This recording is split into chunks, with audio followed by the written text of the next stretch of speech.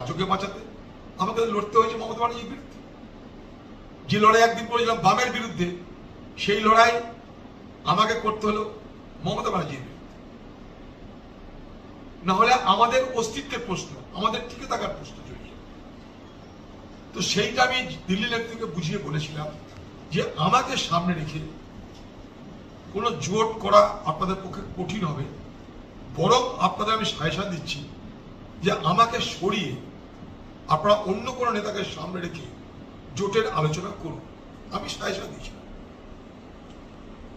কারণ আমি রেলমন্ত্রী থাকা অবস্থায় এই মমতা ব্যানার্জির নির্দেশে মমতা ব্যানার্জির সরকার মুর্শিদাবাদের বাংলাদেশের বর্ডারে মারামারিতে নিজেদের মধ্যে কেউ খুন হয়েছে পারিবারিক গন্ডগোলে, আমাকে সেই কেসের খুনি করে আসামি বানানো হয়েছে। তো সেই জায়গায় বুঝতেই পারছেন যে আমি আজকে রাজ্য সরকারের কোন নজরে থাকি। তো সেইটাই আমি দিল্লি থেকে বুঝিয়েছিলাম যে আমাকে সামনে রেখে আপনারা কিন্তু জোটের কাজ, জোট সম্পন্ন করতে গেলে সেটা হবে না, আপনারা নিজের নিজের দেখুন। তারপরে কথা আপনারা জানেন। এইবার জোট প্রক্রিয়া চলা অবস্থায়, ভোট চলা অবস্থায়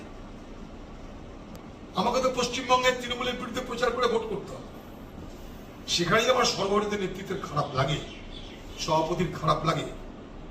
সে যদি বলে যে পার্টির বাইরে সে চলে যেতে পারে, তখন একজন কর্মী হিসাবে, তারই একজন সহযোগী হিসাবে খারাপ তো লাগার কথা। খারাপ আমার লেগেছিল।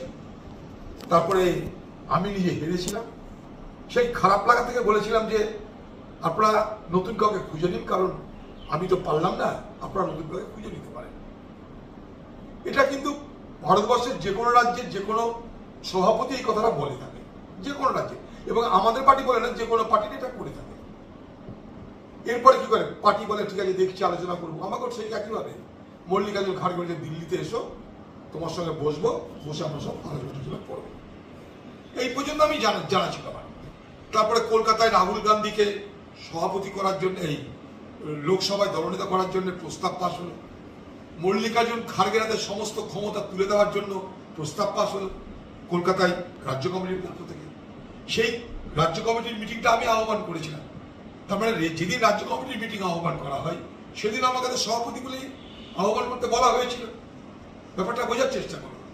তাহলে আমি তো তখনও সভাপতি ছিলাম, নাহলে আমাকে কেন বলবে যে রাখলে সেখান থেকে একটা প্রস্তাব পাশ করো যে মল্লিকার্জুন খাড়গের হাতে ক্ষমতা তুলে দেওয়া হচ্ছে আর রাহুল গান্ধীকে লোকসভায় দলনেতা করার, বিরোধী দলনেতার প্রস্তাব রাখা হচ্ছে।